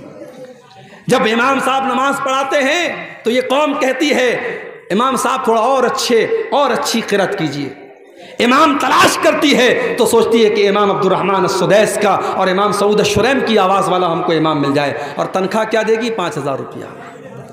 میرے پیارے ساتھیوں، اگر یتیم کا مال کھانے والا جہنم کی آگ میں جائے گا تو اپنی قوم کے مولویوں اور اماموں اور ٹیچروں کا خون چوسنے والے ابھی کتنے ٹیچر ہیں مدرسوں میں، ان بیچاروں کی تنخواہ 4000 5000 روپیہ ہے، اور وہ 5000 روپیہ تنخواہ بھی ان کو مدرسے کا مینجمنٹ کہتا ہے، مدرسے کے ناظم کہتے ہیں، مدرسے کی کمیٹی کہتی ہے کہ مولوی صاحب آپ کے پیسے کے برابر ہمارے پاس بجٹ میں پیسہ نہیں ہے، آپ جائیے چندہ کر کے لائیے، اسی میں سے آپ اپنی تنخواہ لے لیجئے۔ یعنی مولوی بیچارہ مدرسے میں پڑھائے بھی اور اس کے بعد سیلری جب ملنے کا ٹائم آئے تو وہ چندہ کر کے اپنی سیلری لائے۔ میرے پیارے ساتھیوں، ڈوب مرے ہم، شرم سے ڈوب مرے، چلو بھر پانی میں ڈوب مرے۔ میرے نبی نے کہا تھا مزدور کو اس کا پسینہ سوکھنے کے پہلے اس کی مزدوری دے دو، یا مولوی اور ٹیچر اور معلم مہینہ بھر پڑھاتا ہے اس کے بعد اس کی تنخواہ کا پیسہ ہمارے پاس نہیں ہوتا ہے۔ اور آج حالات یہ ہیں، لاک ڈاؤن کے بعد کتنے مولویوں نے مسجدوں میں پڑھانا بند کر دیا، مدرسوں میں پڑھانا بند کر دیا۔ کیوں؟ مسجد کی کمیٹی نے کہا مولوی صاحب لاک ڈاؤن لگائے، اب ہمارے پاس تنخواہ دینے کے لیے پیسہ نہیں ہے۔ مسجد کے ذمہ داروں نے کہا، مدرسے کے ذمہ داروں نے کہا، وہ مولوی بیچارہ جس نے آج تک کبھی رکشہ نہیں چلایا، جس نے آج تک کبھی ٹالی نہیں چلائی، جس نے آج تک کبھی ٹوٹو نہیں چلایا، اس مولوی کے سارے روزی روٹی کے راستے بند ہو گئے۔ اس نے لاک ڈاؤن میں قرضے لے لے کر اور لوگوں سے بھیک مانگ مانگ کر اپنے بچوں کا پیٹ پالا، اور جب لاک ڈاؤن ختم ہوا اس نے طے کر لیا اب کسی کی غلامی نہیں کرنا ہے، اب مسجد کی امامت نہیں کرنا ہے، اب مدرسے میں ٹیچر نہیں بننا ہے۔ اب آج وہ جا کے بزنس کر رہا ہے اور مزدوری کر رہا ہے، لیکن اس کا کہنا ہے کہ میں یہ غلامی نہیں کروں گا، میں مسجد میں امامت نہیں کراؤں گا۔ آج میرے پاس فون آتا ہے میرے بھائی، کبھی گجرات سے آتا ہے، کبھی ممبئی سے آتا ہے، کبھی دلی سے آتا ہے، شیخ عبد الغفار صاحب کوئی اچھی آواز والا امام بتا دیجئے، کوئی اچھی تقریر کرنے والا جمعہ کا خطیب بتا دیجئے، کوئی اچھا قرآن پڑھانے والا حافظ بنا دیجئے، بتا دیجئے۔ آج ہندوستان میں لاکھوں مدرسے ہیں، ہر سال ہزاروں حافظ اور قاری اور عالم بن کے نکل رہے ہیں، مگر میرے بھائیوں یہ حافظ اور یہ عالم یہ مدرسوں میں نہیں پڑھانا چاہتے، یہ مسجدوں میں امام نہیں بننا چاہتے۔ ان کی زندگی اتنی خراب کر دی گئی، اتنی بیکار کر دی گئی، اور ان کو اتنی کم تنخواہ دی جاتی ہے، اب اس لائن میں کوئی آنا نہیں چاہتا ہے۔ میرے پیارے ساتھیوں، اگر یتیم بے بس ہے، اگر یتیم بے سہارا ہے اور یتیم کا مال کھانے والا، اللہ قرآن میں کہہ رہا ہے کہ اس کے پیٹ میں اس حرام خور کے پیٹ میں جہنم کی آگ بھری جائے گی۔ تو جو ان علماء کا، ان مسجدوں کے اماموں کا اور ان مدرسے کے مولویوں اور حافظوں کا پیسہ کھا جاتے ہیں اور ان کا خون چوستے ہیں، وہ بھی اپنے انجام کے لیے تیار رہیں، ان کا انجام بھی بہت برا ہونے والا ہے۔ اور آگے بڑھیے، ایک اور چیز ہے جو جہنم میں لے کر کے جاتی ہے، وَلَا تَقْرَبُوا الزِّنَا، زنا کے قریب نہ جانا، بدکاری کے قریب نہ جانا۔ تم جب جوان ہو گئے، بالغ ہو گئے، ہم نے شادی کا سسٹم رکھا، ہم نے نکاح کا سسٹم رکھا، تم نے نکاح کیوں نہ کر لیا، تم نے شادی کیوں نہ کر لی، تم نے زنا کیوں کیا، تم نے ناجائز طریقے سے سنبندھ کیوں بنایا، تم نے ناجائز طریقے سے اپنی خواہشات کو پورا کیوں کیا۔ وَلَا تَقْرَبُوا الزِّنَا، زنا کے قریب نہ جانا، إِنَّهُ كَانَ فَاحِشَةً وَسَاءَ سَبِيلًا، یہ زنا کا راستہ بڑا گندا راستہ ہے، بڑا برا راستہ ہے۔ اللہ کے نبی جب فجر کی نماز پڑھاتے تھے، فجر کی نماز پڑھا کے مصلے پر بیٹھے رہتے تھے اور صحابہ سے پوچھتے تھے، صحابہ کیا آج آپ لوگوں نے کوئی خواب دیکھا ہے، کوئی سپنا دیکھا ہے؟ اگر کوئی صحابی کوئی سپنا دیکھتے تھے، کوئی خواب دیکھتے تھے، بیان کرتے تھے، اور کبھی کبھی اللہ کے نبی اپنا بھی خواب بیان کرتے تھے۔ ایک دن آپ نے اپنا خواب بیان کیا، میں سویا ہوا تھا، 2 فرشتے میرے پاس آئے اور مجھے لے کر کے گئے اور بہت ساری چیزیں مجھے دکھائیں۔ جب میں چل رہا تھا ان فرشتوں کے ساتھ تو میں نے دیکھا ایک جگہ ایک تندور بنا ہوا ہے۔ اب پتہ نہیں تندور کو آپ کی بنگلہ زبان میں کیا بولتے ہیں، جو روٹی جہاں بنتی ہے، جس دکان پہ آپ نے دیکھا ہوگا ایک چولہا ٹائپ کی ایک چیز ہوتی ہے جس کے اندر روٹی کو پکاتے ہیں، اس کو تندور بولتے ہیں۔ تو اللہ کے نبی نے کہا کہ میں نے تندور کے جیسی ایک چیز دیکھی، فَإِذَا فِيهِ لَغَةٌ وَأَصْوَاتٌ، میں نے دیکھا کہ اس کے اندر سے چلانے کی آواز آ رہی ہے، اس کے اندر سے چیخنے کی آواز آ رہی ہے۔ میں نے فرشتوں سے پوچھا یہ کن لوگوں کی آواز ہے؟ فرشتوں نے کہا بھی آپ آگے چلیے، ہم بعد میں بتائیں گے۔ جب بعد میں اللہ کے نبی نے پوچھا وہ کس کی آواز تھی، تو فرشتوں نے کہا ہؤلاء الزناۃ والزوانی، اے اللہ کے نبی یہ زانیوں، یہ زناکار مردوں کی اور زناکار عورتوں کی آواز تھی، ان کے نیچے سے جہنم کی آگ کا انگارہ اور جہنم کی آگ ان کی شرمگاہ کے اندر داخل ہوتی ہے، اور اس کرتوت کی سزا ان کو اس طریقے سے برابر جہنم میں ملتی رہے گی کہ ان کو ایک تندور میں ڈالا جائے گا، اور جس طریقے سے تندور میں کسی چیز کو پکایا جاتا ہے، ان حرام کھوروں، ان زانیوں اور ان بدکاروں کی شرمگاہ میں آگ کے شعلے جائیں گے اور وہ چلائیں گے اور چیخیں گے۔ اللہ کے نبی نے یہ عذاب کا منظر دیکھا تھا۔ آج حالات کیا ہے میرے بھائی؟ آج حالات یہ ہے، اسی سیمانچل میں لوگوں نے مجھے بتایا کہ کتنے لڑکی اور لڑکی جب ناجائز تعلق بنا لیتے ہیں اور پکڑے جاتے ہیں تو پنچایت یہ فیصلہ سناتی ہے کہ لڑکا اور لڑکی دونوں نے غلط کام کیا ہے، لیکن سزا لڑکے کو دی جائے گی۔ لڑکے پر 1 لاکھ روپے کی پینالٹی لگائی جاتی ہے، اور وہ 1 لاکھ لڑکا اس لڑکی کے گھر والوں کو دیتا ہے۔ اور مجھے یہاں تک لوگوں نے بتایا کہ بعض بے غیرت اور بے شرم لڑکیاں اس کو پیشہ بنا لیتی ہیں اور الگ الگ لڑکوں کو پھنساتی ہیں، اور جب یہ معاملہ کیس جب یہ پنچایت میں جاتا ہے تو یہی فیصلہ سنایا جاتا ہے کہ لڑکا 1 لاکھ روپیہ جو ہے اس کو دے، اور اس طریقے سے اس کا کام چلتا ہے۔ میرے بھائیوں، زناکار مرد اور زناکار عورت یہ دونوں سوسائٹی کے لیے بہت بڑا عذاب ہیں۔ اللہ نے سورہ نور کے اندر فرمایا الزانیۃ والزانی فاجلدوا کل واحد منہما 100 جلدہ، زناکار مرد کو اور زناکار عورت کو اگر وہ کنوارے ہیں تو 100 کوڑے کی سزا دے دو، 100 کوڑے ان کو مارو،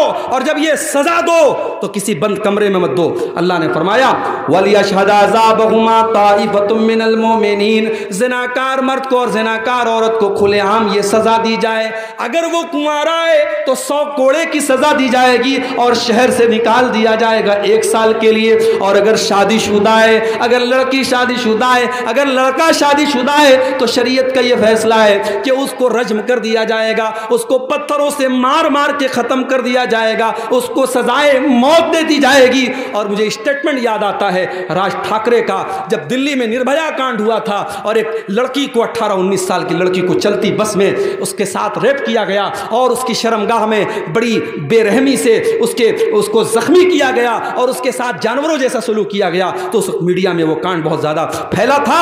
اس وقت راج ٹھاکرے نے ایک اسٹیٹمنٹ دیا تھا، اس نے کہا تھا کہ اگر زنا کی سزا اور بلاತ್ಕಾರ کی سزا وہ دے دی جائے جو اسلام نے مقرر کی ہے اور جو قرآن نے بتائی ہے تو شاید یہ ریپ کے کیس بند ہو جائیں گے۔ مگر ایک بات مجھے کہنے دیجئے کہ عدالت کی نظر میں ریپ کیا ہے؟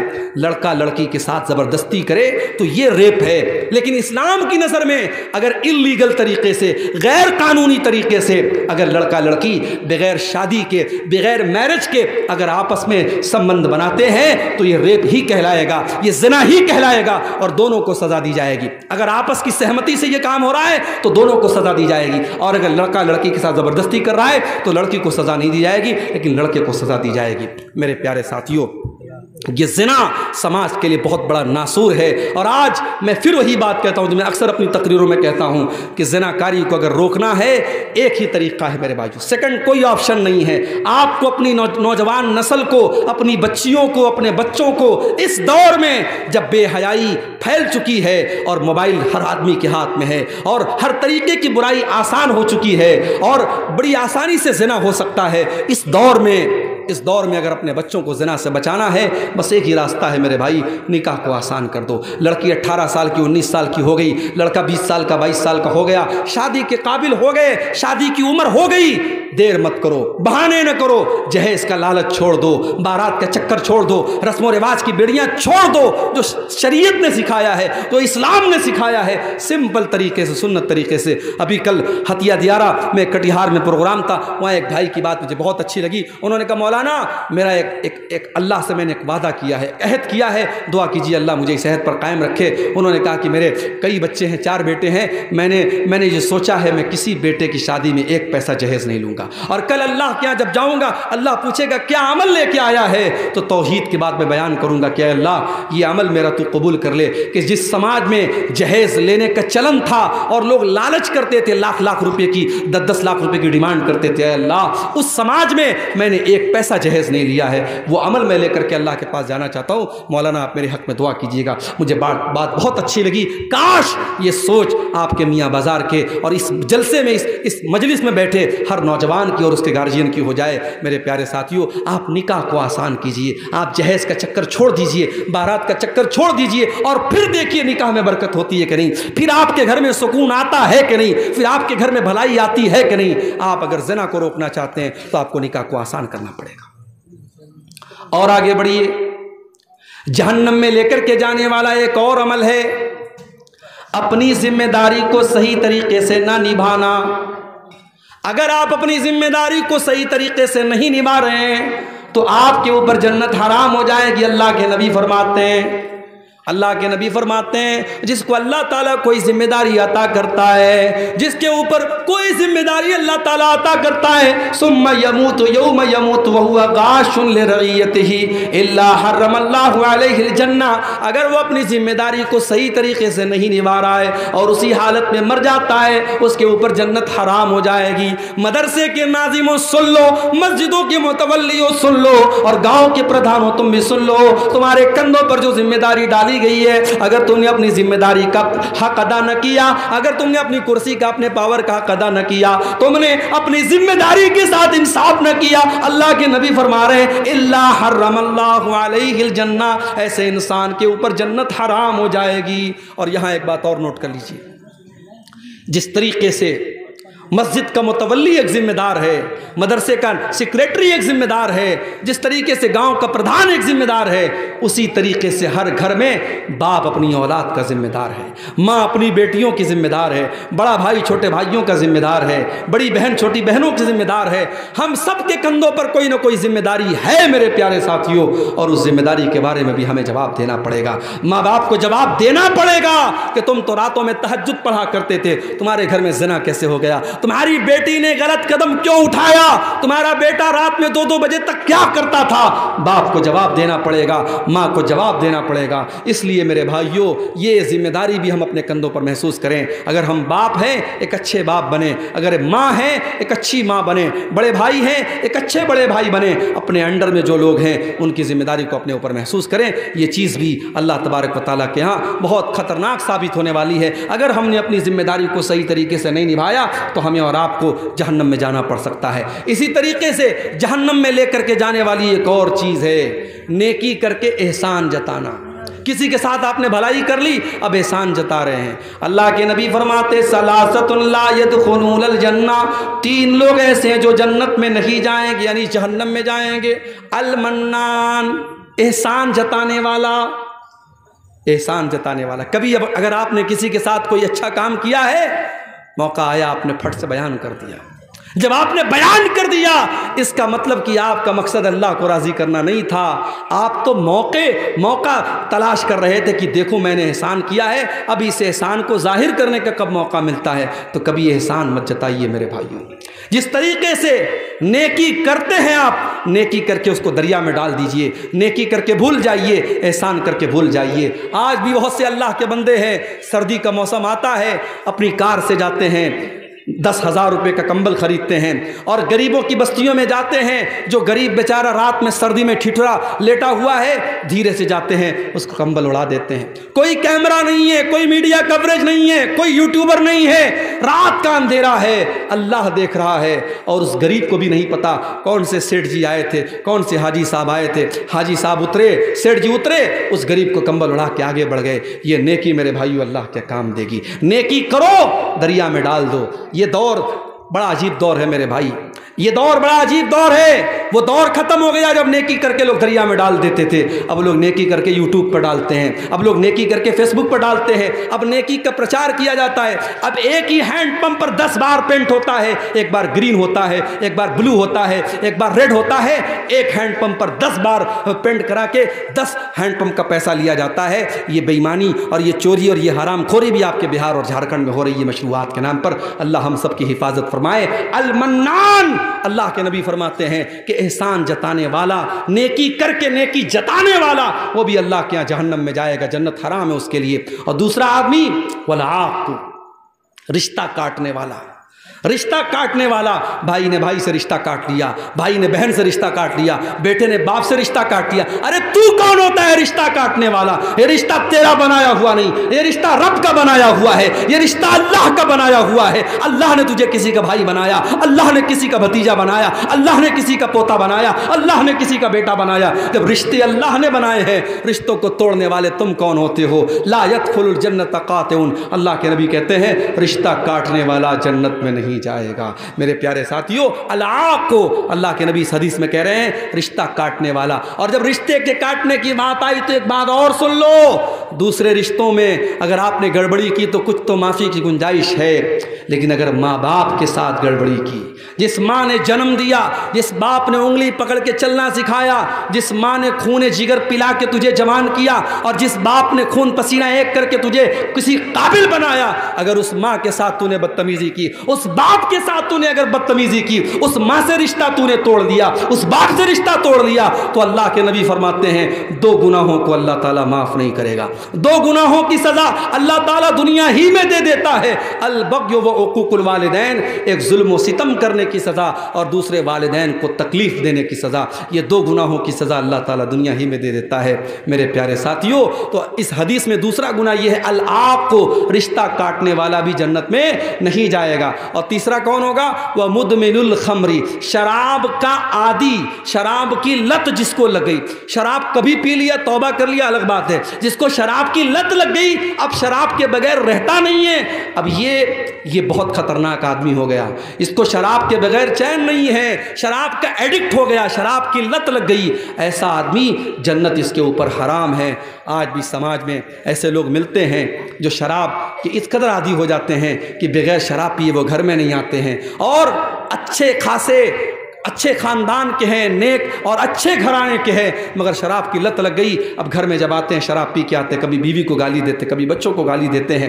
کتنے غریبوں کو میں دیکھتا ہوں شوہر اس طریقے سے شراب پی کے آتا ہے اور بیوی بیچاری دوسروں کے گھر میں جا کے جھاڑو پوچھا لگاتی ہے، برتن مانجتی ہے اور کام کرتی ہے، اور وہ بیوی جو پیسہ کما کے لاتی ہے شوہر اس پیسے سے جا کے پھر شراب پی لیتا ہے۔ ایسے شوہر بھی سماج کے اندر موجود ہیں، اور ایسے شوہروں کو بڑا یاد رہتا ہے کہ صاحب میری بیوی میری خدمت کیوں نہیں کرتی، میری بیوی میری بات کیوں نہیں مانتی۔ ارے تو اپنی بیوی کا کتنا حق ادا کر رہا ہے؟ اسلام میں ون وے ٹریفک نہیں ہے میرے بھائی، اگر شوہر کا حق بیوی کے اوپر ہے تو بیوی کا حق بھی شوہر کے اوپر ہے۔ جو اپنی بیوی کی کمائی کھاتا ہے وہ حرام خور سن لے، وہ بغیرت سن لے، تیری بیوی کا کام کمانا نہیں تھا، تیری بیوی دوسروں کے گھر میں جا کے برتن مانج رہی ہے اور تو بیٹھ کے شراب پی رہا ہے تو بہت بڑا بغیرت ہے۔ اور سن لو، کان کھول کے سن لو، بغیرت بھی جنت میں نہیں جائے گا، بے غیرت بھی جنت میں نہیں جائے گا۔ اللہ کے نبی نے فرمایا الدیوس الذی یقر فی اہلہ الخبث، وہ بے غیرت انسان جس کے گھر میں بے حیائی ہو رہی ہو، بے شرمی ہو رہی ہو اور اس کو کوئی فرق نہ پڑ رہا ہو، اس بے غیرت کا انجام بھی یہی ہونے والا ہے کہ وہ جہنم کی آگ میں چلے گا۔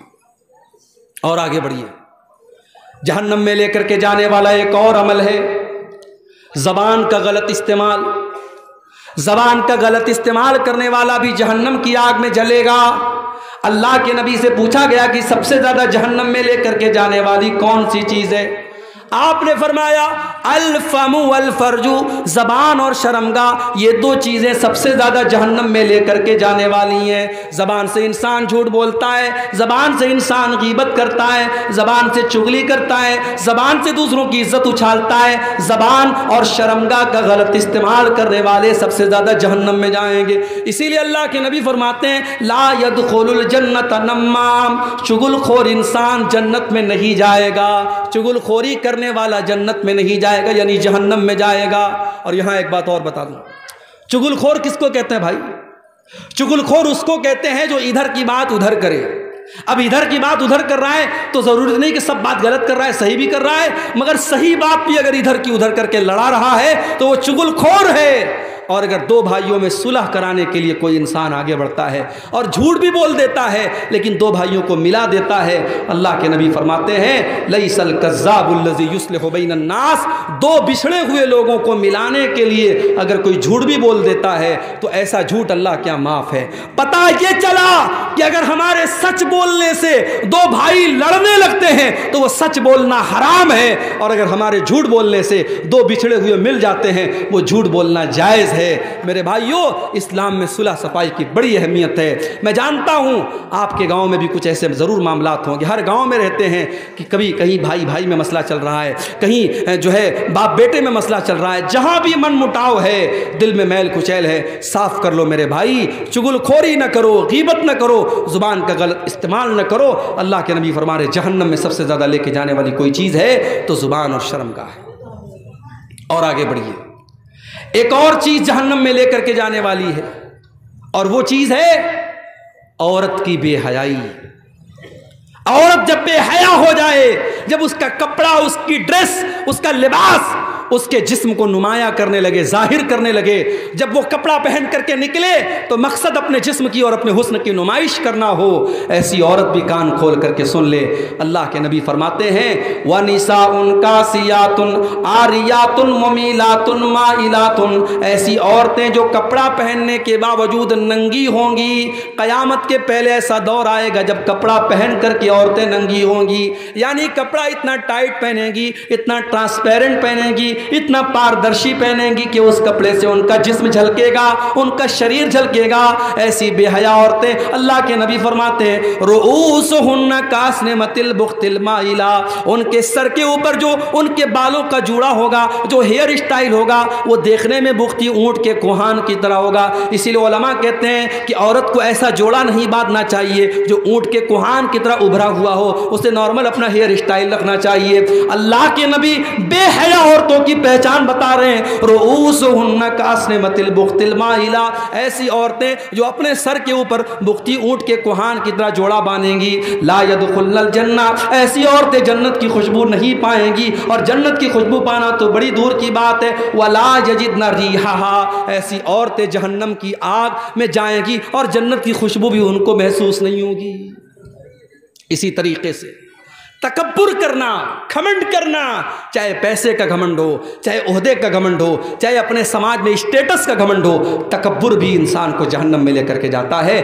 اللہ کے نبی فرماتے ہیں الا اخبرکم باصحاب النار، کیا میں تم کو جہنمی لوگوں کے بارے میں نہ بتا دوں؟ صحابہ نے کہا اللہ کے نبی ضرور بتائیے۔ آپ نے فرمایا کل عتل جواز مستکبر، ہر وہ آدمی جو اکھڑ ہو، ہر وہ آدمی جو بخیل ہو، اور ہر وہ آدمی جو گھمنڈی ہو، اکھڑ اور بخیل ہونے کے ساتھ ساتھ جو گھمنڈی بھی ہے، تکبر بھی کر رہا ہے، وہ انسان جہنم میں جائے گا۔ اور اللہ کے نبی ایک دوسری حدیث میں فرماتے ہیں لا يدخل الجنۃ من کان فی قلبہ مثقال ذرۃ من کبر، جس کے دل میں ذرہ برابر بھی اگر تکبر ہے، گھمنڈ ہے، وہ انسان جنت میں نہیں جائے گا۔ بہت خطرناک معاملہ ہے میرے بھائی، بہت خطرناک معاملہ ہے۔ تکبر سے بہت کم لوگ بچ پاتے ہیں، ہم اور آپ کی اللہ حفاظت کرے۔ تکبر اتنی خطرناک چیز ہے، ذرہ برابر اگر تکبر ہمارے اور آپ کے سینے میں ہے تو جنت حرام ہو جائے گی۔ اسی طریقے سے اور آگے بڑھیے، جہنم میں لے کر کے جانے والا ایک اور عمل ہے، اور وہ کسی بوڑھے انسان کا اپنے سر کے اور داڑھی کے بال میں کالا خضاب لگانا۔ عمر ہے 50 سال مگر دکھنا چاہتا ہے یہ 30 سال کا۔ ارے جب تیری عمر 50 سال کی ہوگی تو شرم کس بات کی؟ تو بال کو جتنا بھی کالا کر لے، داڑھی کو جتنا بھی کالا کر لے، تو اپنے بدن کی سلوٹوں کو کیسے مٹائے گا؟ تو اپنے بدن کے ریشوں کو کیسے مٹائے گا؟ تیرے بدن کی جھریاں بتائیں گی تو 50 سال کا ہو چکا ہے، کتنے دن تک تو دھوکہ دے گا؟ اور جو جتنا بھی بہترین ہیئر ڈائی لگا لے اور کلر لگا لے، ایک ہفتے کے بعد 2 ہفتے کے بعد وہ کالا کلر اترنے ہی والا ہے۔ اللہ کے نبی فرماتے ہیں یکون فی آخر الزمان، آخری زمانے میں ایسے لوگ آئیں گے یخضبون بالسواد، جو کالے رنگ کا خضاب لگائیں گے، کالے رنگ کی مہندی لگائیں گے، کحواسل الحمام، جیسے کبوتر کے سینے کے پاس کا حصہ کالا ہوتا ہے اور باقی حصہ سفید ہوتا ہے، تو وہ اپنی سفید داڑھی اور سفید بال کو کالا کریں گے۔ اللہ کے نبی فرماتے ہیں لا یریحون رائحۃ الجنہ، ایسے لوگ جنت کی خوشبو بھی نہیں پا سکتے، جنت کی خوشبو بھی نہیں پا سکتے۔ میرے پیارے ساتھیوں، ایک بوڑھا انسان سماج میں بوڑھا جب ہوتا ہے تو اللہ کے نبی نے اس بوڑھے کا احترام کرنے کا ہمیں حکم دیا ہے، مگر جب بوڑھا اپنے بڑھاپے اور اپنی بزرگی کا لحاظ نہ رکھے، اپنی سفید داڑھی کو کالا کرے یا داڑھی کو کلین شیپ کرا لے، اور اگر کوئی بوڑھا غلط کام کرے تو اللہ کے نبی نے اس کو اور خطرناک بتایا ہے۔ آپ نے فرمایا 3 لوگ اتنے بڑے بدنصیب ہوں گے کہ قیامت کے دن اللہ تعالیٰ ان کی طرف دیکھے گا بھی نہیں۔ ان 3 بدنصیب نصیبوں میں ایک وہ انسان بھی ہوگا وہ شیخ زانن، جو بوڑھا ہونے کے بعد بھی بدکاری کرتا ہے، جوان اگر زنا کرتا ہے، جوان اگر بدکاری کرتا ہے تو اللہ تعالیٰ کے یہاں اس کو سزا ملے گی، مگر اللہ تعالیٰ کے یہاں سزا میں کچھ تخفیف ہو سکتی ہے۔ وہ نوجوان کہہ سکتا ہے کہ اللہ میں نے جوانی کے جذبات میں اور جوش میں آ کر کے یہ کام کر دیا، مگر جب انسان 70 سال کا 80 سال کا بوڑھا ہو گیا، جوانی کے جذبات مر گئے، ختم ہو گئے، اس عمر میں اگر اس نے یہ غلط کام کیا ہے، اب اللہ کیا یہ بہت بڑا گناہ ہے، یہ معافی کے لائق گناہ نہیں ہے، اللہ تعالیٰ ایسے آدمی کی طرف دیکھے گا بھی نہیں۔ تو میرے بھائیوں، جو بوڑھے اپنی سفید داڑھیوں کو کالے خضاب سے ڈائی کرتے ہیں، وہ کان کھول کر کے سن لیں، لا یریحون رائحۃ الجنہ، ایسے لوگ جنت کی خوشبو نہیں پا سکتے۔ اب ایک دو باتیں بیان کر کے اور بات ختم کرتا ہوں۔ حرام کمائی کھانے والا بھی جہنم میں جائے گا، حرام کمائی بھی انسان کو جہنم میں لے کر کے جاتی ہے۔ اللہ کے پیارے نبی جناب محمد رسول اللہ صلی اللہ علیہ وسلم فرماتے ہیں کہ کل جسد نبت من سحت، ہر وہ بدن اور جسم جو حرام کمائی سے پلا بڑا ہو، فالنار اولا بہ، وہ جہنم کی آگ میں جائے گا۔ ابھی کرکٹ کا ورلڈ کپ چل رہا ہے، میرے پاس موبائل پہ بھی میسج آ رہا ہے، ڈریم 1 ڈریم 11 ڈاؤن لوڈ کیجیے، 1 کروڑ روپیہ کمائی ہے۔ 1 کروڑ کا نام سن کے کون اچھل نہیں جائے گا بھائی؟ 1 کروڑ کس کو پسند نہیں ہے؟ اب نوجوان کیا کرتا ہے؟ ایپ کو ڈاؤن لوڈ کرتا ہے۔ افغانستان اور پاکستان کا میچ چل رہا ہے، اب اس ایپ میں اس نے پیسہ لگا دیا 1 لاکھ روپیہ، اس کو لگ رہا تھا یار پاکستان جیت جائے گی، مضبوط ٹیم ہے، افغانستان بالکل کمزور ٹیم ہے، اس نے 1 لاکھ روپیہ لگا دیا، لیکن الٹ پھیر ہو گیا، افغانستان نے پاکستان کو ہرا دیا، اس کا 1 لاکھ ڈوب گیا۔ پھر اس کو اور 1 لاکھ لاس ہو گیا، مگر اب اس کو لگا کہ اب اگلا میچ ہوگا تو میں اور بڑا پیسہ لگاؤں گا، 2 لاکھ لگاؤں گا تاکہ وہ 1 لاکھ کور بھی ہو جائے اور 1 لاکھ اور مل جائے۔ اس طریقے سے آج آن لائن جوا کھیلا جا رہا ہے اور ہمارا نوجوان اس جوئے کا شکار ہو رہا ہے۔ یاد رکھو میرے بھائی، اگر تاش کے پتوں کے ذریعے جوا کھیلنا حرام ہے، اگر لاٹری حرام ہے، تو آن لائن بھی یہ جوا کے جتنے ایپ آ رہے ہیں یہ سب حرام ہے، اور یہ حرام کمائی اگر تم نے کما بھی لی اور گھر میں لے بھی آئے تو یاد رکھو اس کمائی کے ذریعے تم کبھی آباد نہیں ہو سکتے۔ اللہ کے نبی فرماتے ہیں کلو جسد نبت من سحت، ہر وہ بدن جو حرام کمائی سے پرورش پاتا ہے، فالنار اولا بہ، وہ جہنم کی آگ میں جلایا جائے گا۔ اور یہاں پر مجھے وہ حدیث بھی یاد آتی ہے، جس حدیث میں اللہ کے نبی نے فرمایا کہ ایک آدمی لمبا سفر کر کے آتا ہے اور اللہ کی بارگاہ میں ہاتھ اٹھا کے ہاتھ پھیلا کے دعا کرتا ہے، یا ربی کہہ کے دعا کرتا ہے، اور اتنا لمبا سفر کر کے آیا ہے کہ بال میلے کچیلے ہو گئے ہیں، کپڑے میلے کچیلے ہو گئے ہیں، مگر اللہ کے نبی کہتے ہیں وہ جو کھانا کھا کے آیا ہے حرام کمائی کا ہے، جو پانی پی کے آیا ہے حرام کمائی کا ہے، جو کپڑا پہن کے آیا ہے حرام کمائی کا ہے۔ ایسا انسان جو حرام کھا کے، حرام پی کے اور حرام پہن کے آیا ہے، فَأَنَّا يُسْتَجَابُ لِذَلِكَ، تو اے میرے صحابہ بتاؤ ایسے انسان کی دعا کہاں سے قبول ہوگی؟ میرے پیارے ساتھیوں، آج ہم رو رو کے دعا کر رہے ہیں کہ اے اللہ فلسطینیوں کی مدد فرما، فلسطینیوں کی مدد فرما۔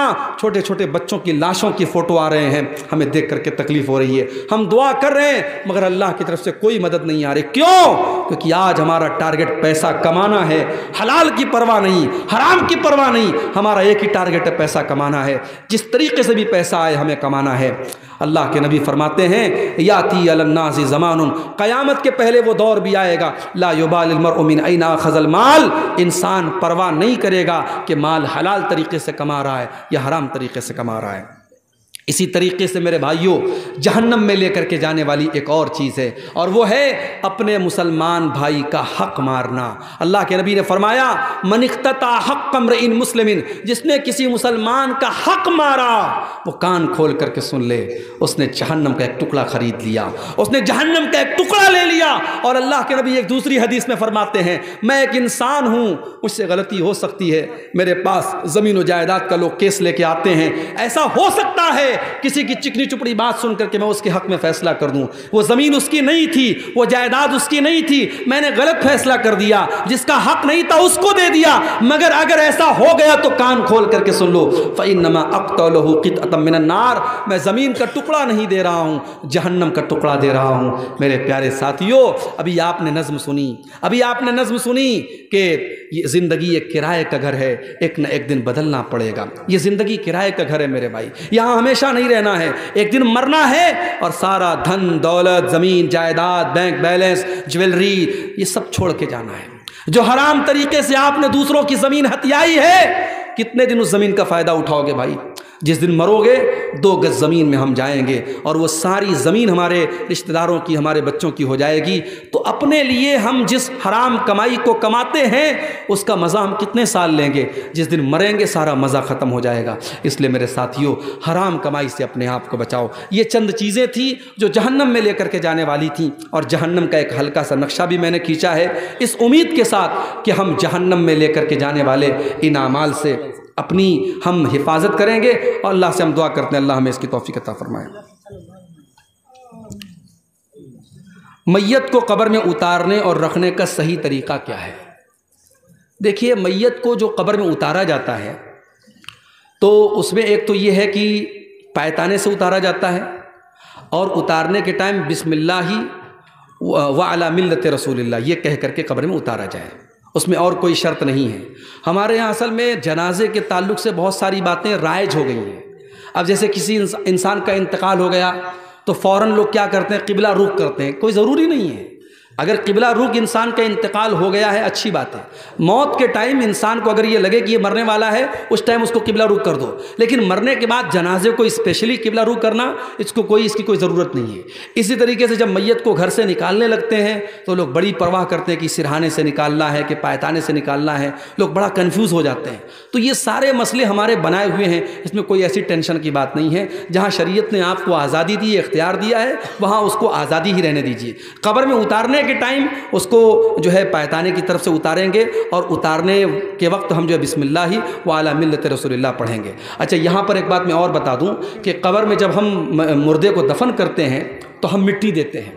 अब मिट्टी जब देते हैं तो वहाँ भी ये सवाल होता है कि मिट्टी देने के टाइम हमें क्या पढ़ना चाहिए। तो बाज़ लोग क्या करते हैं कि वो पहली मरतबा मिट्टी देते हैं तो कहते मिन्हा खलकनाकुम, जो कुरान की आयतें पढ़ते हैं, मिन्हा खलकनाकुम, हमने तुमको मिट्टी से पैदा किया। फिर दूसरी बार जब मिट्टी देते हैं तो पढ़ते हैं वफ़ीहा नुईदुकुम, और फिर तीसरी बार जब मिट्टी देते हैं तो पढ़ते हैं वमिन्हा नुखरिजुकुम तारतन उखरा, कि इसी मिट्टी से हम तुमको दोबारा निकालेंगे।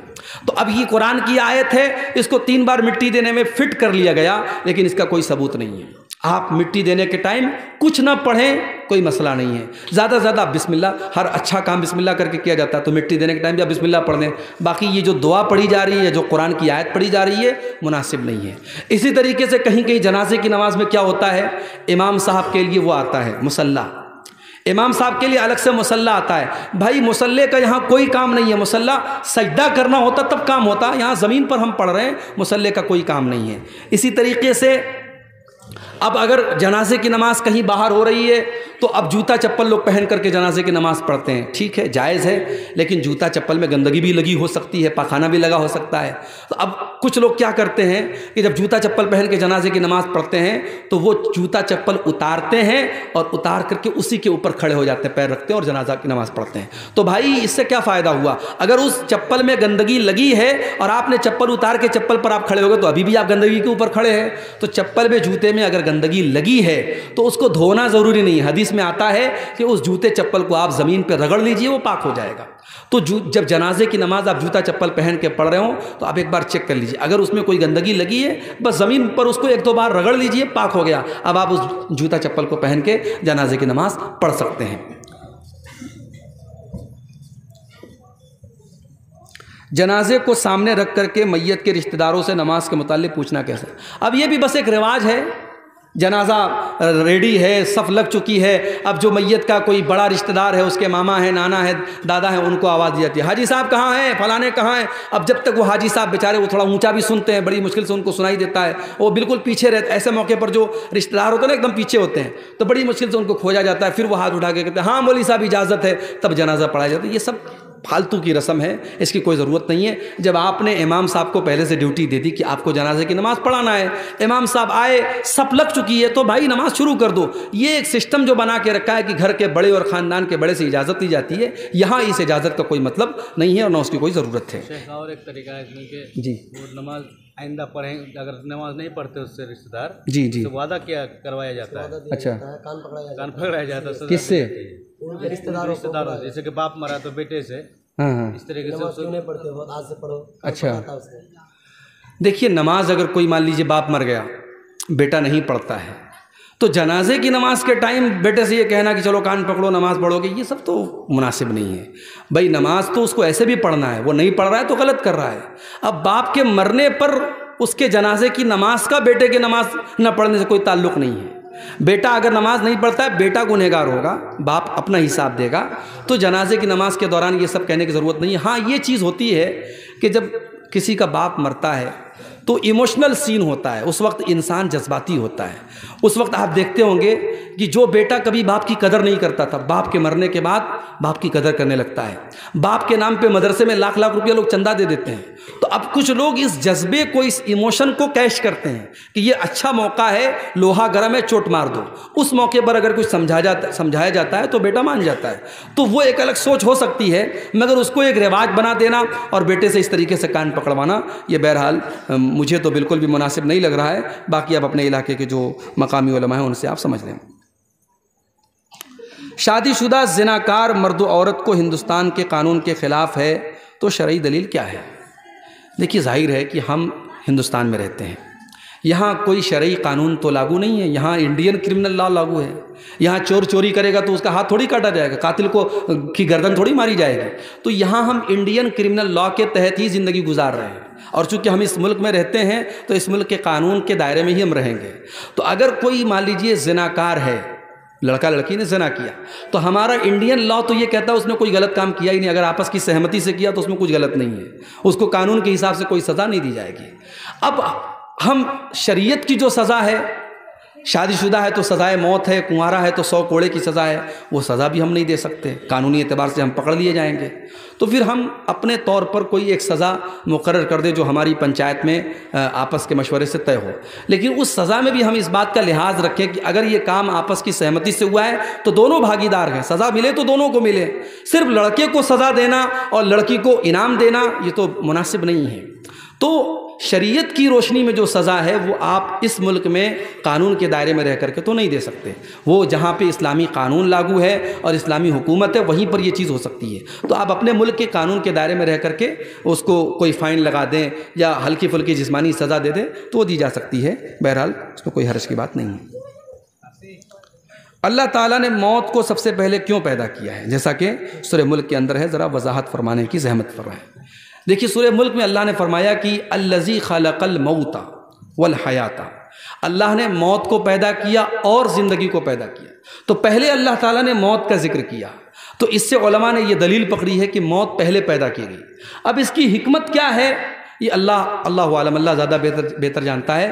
بعض علماء نے یہ لکھا ہے اس آیت کی تفسیر میں کہ انسان جب تک پیدا نہیں ہوا ہے، بھئی میں 1986 میں پیدا ہوا، تو 1986 کے پہلے میرا وجود تو نہیں تھا دنیا میں، تو جب تک میں نہیں تھا تب تک میں ایک طریقے سے موت ہی کے پیریڈ میں تھا۔ اسی لیے اللہ نے قرآن کے 29ویں بارے میں فرمایا سورہ دہر کے اندر کہ هل اتى على الانسان حين من الدهر لم يكن شيئا مذكورا، انسان کے اوپر ایک ایسا دور بھی آیا ہے جب انسان کوئی قابل ذکر چیز بھی نہیں تھا، کوئی جانتا بھی نہیں تھا اس کو، پیدا ہوا تب لوگوں نے جانا کہ ہاں یہ عبداللہ ہے، یہ عبد الرحمن ہے، یہ فلاں ہے، یہ فلاں ہے۔